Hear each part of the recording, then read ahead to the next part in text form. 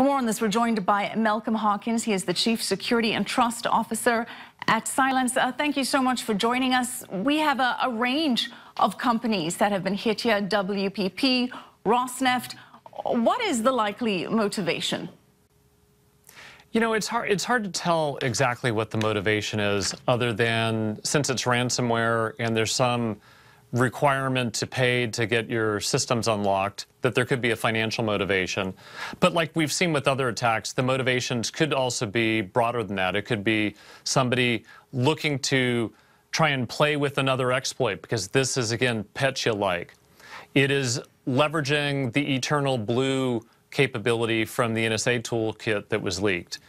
It could be an attempt to really try and test out the waters for a bigger attack. Or it could be simply somebody who, since the barriers to get to this capability is low, just playing around and then, you know, weaponizing it and then unleashing it on the organizations that it's hit. So the motivations could be quite varied. It's hard to tell at this point. And any indication as to who may have been doing this? The other one was reportedly done by North Korea a month or so ago. Any indication that North Korea could be involved here too? Well, you know, at Cylance, our threat researchers, what we've been able to determine is, again, there's Petya-like functions, the leveraging of Eternal Blue, but attribution is a tough game, and attributing it to somebody in various nation-state or organized crime is incredibly difficult because of the obfuscation that can be done.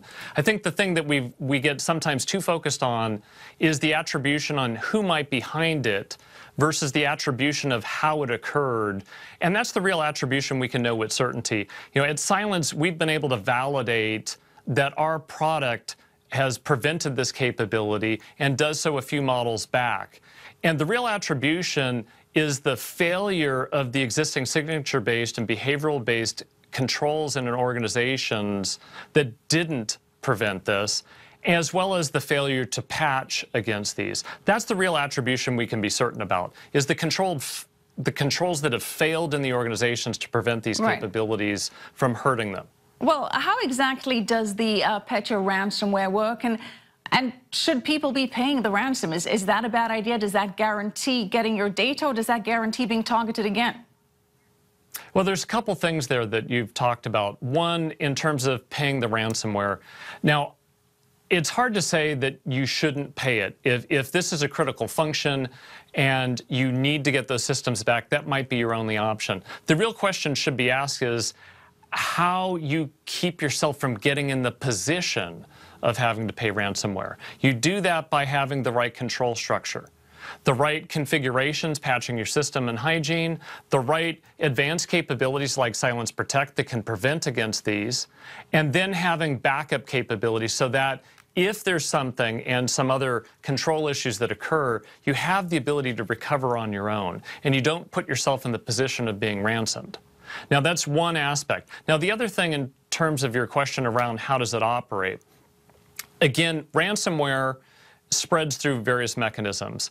Phishing, spam, somebody gets to open a document, open a link. What's been reported and what I've seen is potentially a Word document, but that's also still under investigation. But somebody got a document, they opened it up, the malicious code installs. What I've also seen, and we've seen some publications of this, is that there's a delay on the system of the initial infection of about an hour. That allows then the credentials to be stolen from that machine and then spread through the corporate network through using the inherent trust in the corporate network to move laterally. And then an hour later, your system gets locked. And then again, there's the subsequent chain that the other ones get locked after an hour as well. And so it's spreading through that vulnerability that Microsoft has patched in the SMB that was the Eternal Blue capability for it to spread across the network using the credentials. Sounds tough to combat. Malcolm Harkins, thank you.